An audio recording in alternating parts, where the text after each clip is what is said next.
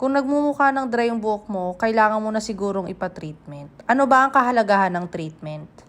Ang treatment ay hindi luho, kundi maintenance yan ng buhok natin. Kasi araw-araw tayo na-expose sa init, sa araw at sa mga produkto na nilalagay natin sa buhok natin. Hindi mo kailangan munang masira yung buhok mo bago ka magpa-treatment. Kailangan alagaan mo to 2 to 4 weeks. At kung gano'n ang gagawin mo, makakaiwas ka sa dryness, tsaka sa split ends, at tsaka sa brittle ng buhok mo. Ang treatment sa buhok ay binabawi nito yung mga nutrients na mga nawawala.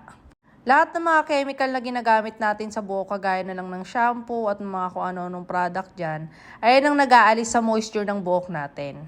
Dito sa client na to, actually matagal ko na to ginawan, so ngayon ko lang siya nagawa ng voice over. Ang treatment natin na ginamit dito ay combination ng Reban at rejuvenating treatment.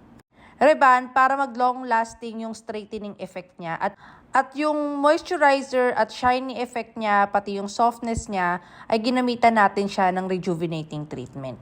Maraming nagtatanong ako minsan sa buhok ko kasi kahit sobrang dami ng kulay na nilalagay ko, healthy pa rin siya. Bakit? Kasi inaalagaan ko siya sa treatment. Kasi ang buhok natin, araw-araw kalaban ang init.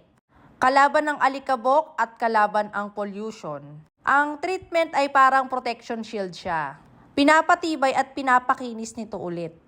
Para ang buhok natin ay hindi agad natin masira. Again, hindi mo kailangan munang masira yung buhok mo bago ka magpa-treatment. Kailangan mo itong i-prevent agad. Kailangan magpa-treatment ka muna bago magtuluyang masira yung buhok mo. At kapag maganda at mabango ang buhok mo, automatic mataas ang confidence ng energy mo. Perfect sa'yo magpa-treatment kapag lagi kang nakaharap sa tao. At kung decided ka na magpa-treatment, pumunta ka lang sa Jose Maestra Barbera Salon, mag-message ka lang sa page namin.